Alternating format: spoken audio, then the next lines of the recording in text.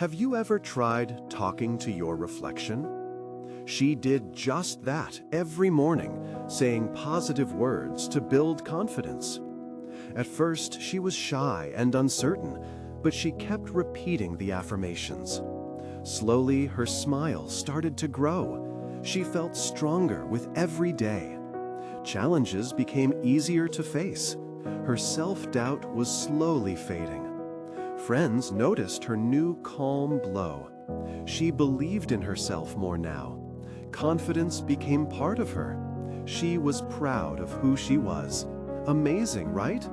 Let me know in comments and subscribe for more inspiring stories.